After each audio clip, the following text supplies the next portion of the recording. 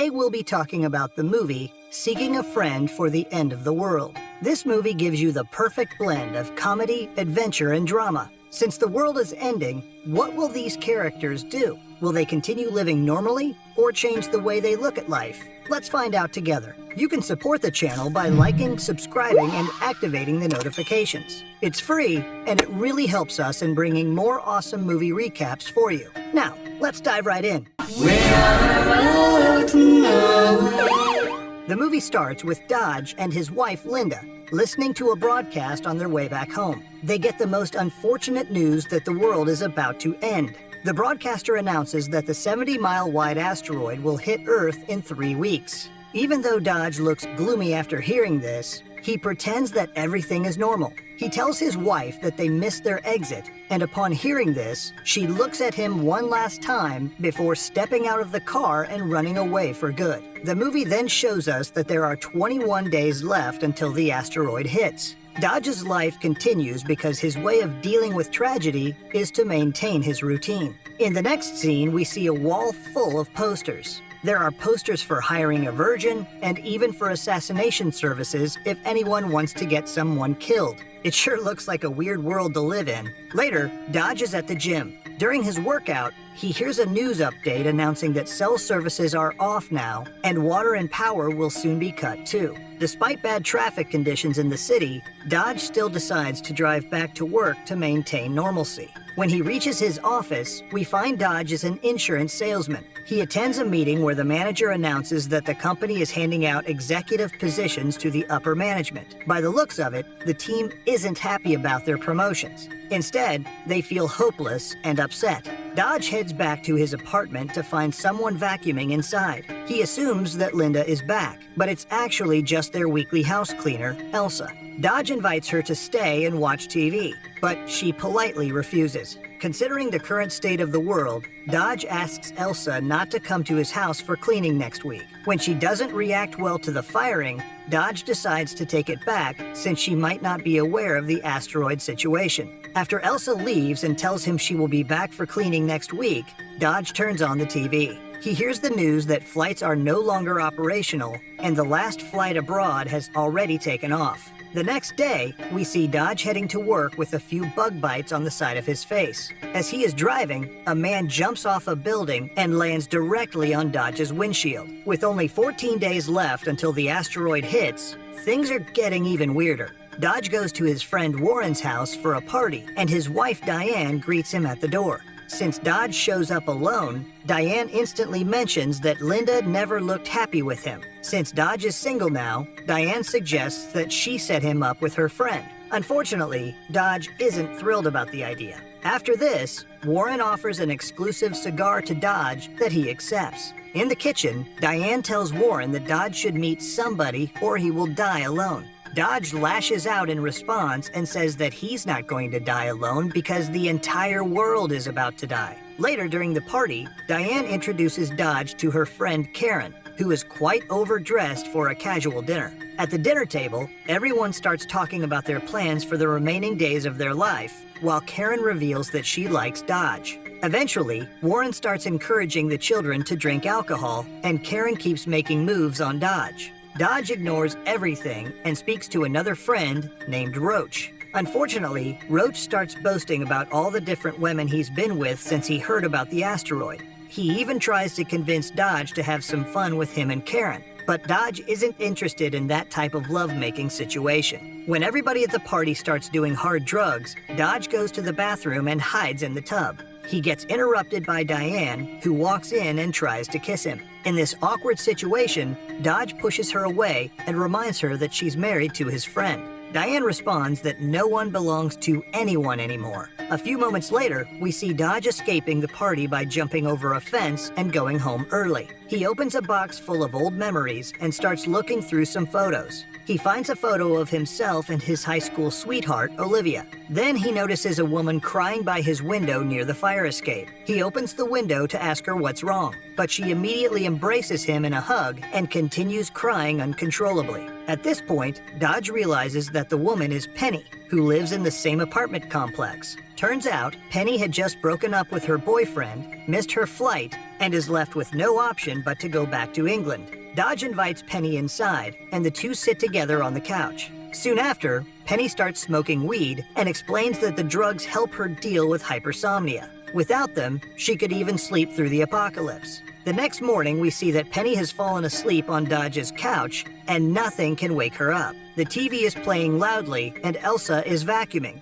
but she doesn't even flinch. When Penny finally wakes up, Dodge decides to walk her back home. When they finally get to her apartment, she gives a handful of letters to Dodge, saying that people had been mistakenly putting them in her mailbox for years. She also asks Dodge about Linda, because she thinks Linda is his roommate. Not knowing anything about their marriage, Penny casually mentions how she seemed so happy with her boyfriend, who she used to bring up to their apartment. Upon hearing this, Dodge heads back home and is furious. He throws out all of Linda's clothes in anger. At night, he heads to a nearby park and drinks a bottle of window cleaner solution. Unfortunately, Dodge's efforts to end his life only end in vain as he wakes up the next morning. To his surprise, there is now an abandoned dog tied to his leg with a note that says, "Sorry." Dodge decides to walk back home with Sorry the dog. Yes, that's what he named him. And notices chaos all over the streets. People are setting buildings on fire, and there's mayhem everywhere,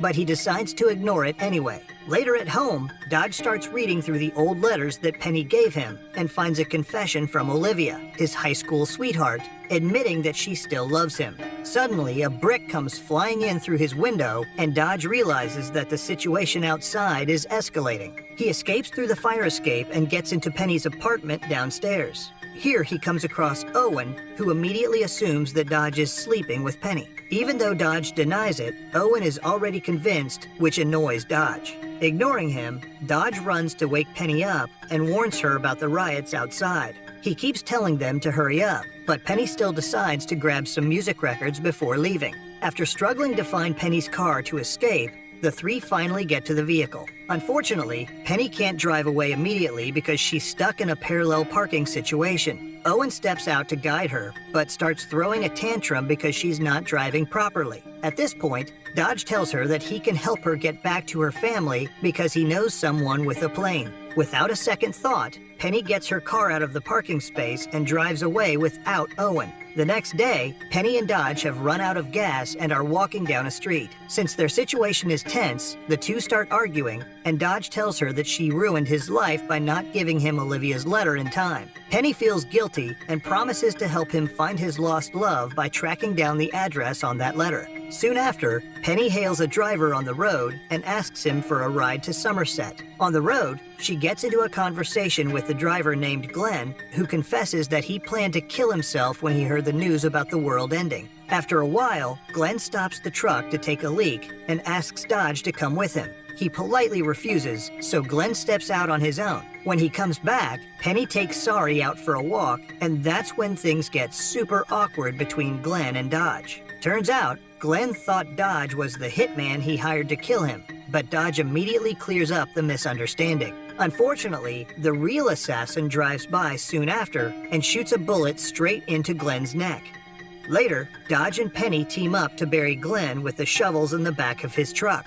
After that horrifying incident, Dodge and Penny take Glenn's truck and continue their road trip. They get to talking and start getting to know each other before pulling up at a restaurant named Frenzy's for food. Here, they come across some overly friendly servers who flirt with both of them. Penny even lies that it's Dodge's birthday, so the entire staff comes to wish him and give him a few kisses. Once they escape from the restaurant, Dodge and Penny share a passionate kiss in the truck. However, Dodge regrets it later because he's much older than Penny. He apologizes about what happened, but Penny just brushes it off. As they continue driving, they get pulled over by a cop named Wally for speeding. Turns out, Glenn's truck also had a broken taillight. Even though Penny tries to convince the officer to let them go because the world is ending, they still get locked up. Even though Penny and Dodge are in separate cells, they are still right next to each other. When Penny starts crying about how she ruined Dodge's life, he decides to comfort her through the bars and starts talking about his own life.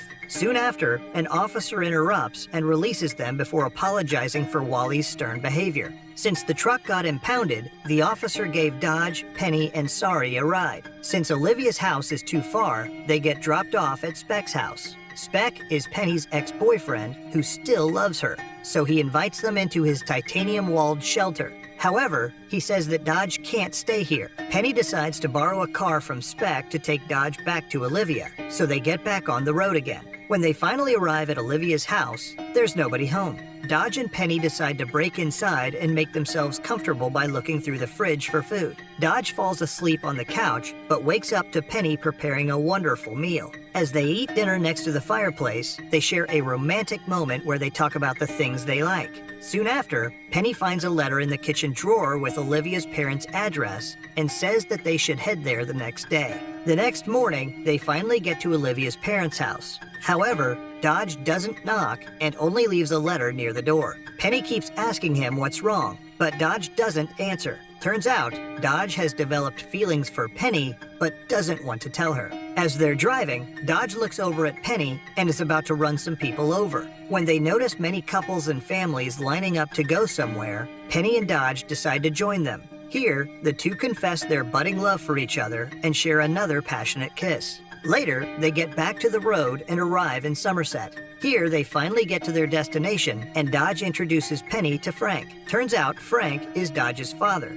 but they haven't spoken in years due to family problems. However, they decide to let go of the past because, again, the world is ending. After spending a lovely evening together, Penny falls asleep and Dodge carries her to Frank's plane without getting a chance to say goodbye. He kisses her forehead and confesses that she's the love of his life. As the plane takes off with Frank taking Penny back to England, Dodge heads back home. Here, he finds Elsa cleaning again and asks her to leave. Before leaving, she says that she'll see him next week. However, Dodge quickly realizes that there is no more next week, as the news anchor announces that the asteroid is hitting early within the next 16 hours. In the last few hours of his life, Dodge goes down to Penny's apartment and listens to her music records before laying down on the floor, waiting for death. When the power goes out, Sari starts bothering Dodge, so he gets up to check what's wrong. At this point, he sees Penny standing there. She explains that she asked Frank to turn the plane around as soon as she woke up and that she came back to be with Dodge. They lie down on the bed to spend their final moments together. Penny makes Dodge promise not to let her fall asleep, and Dodge makes her talk about her childhood. When they start hearing explosions in the distance, Penny starts crying, but Dodge calms her down by saying that he's madly in love with her. As they continue staring into each other's eyes while Dodge runs his fingers through her hair, the asteroid finally hits. The moral of this story is that it's never too late to find the love of your life. Even if the world is about to end, it's still possible to find someone that makes you feel alive. And that's a wrap for this video. What did you like most about seeking a friend for the end of the world? Let us know in the comments below. Don't forget to subscribe to our channel and turn on notifications so you never miss another awesome video. See you next time.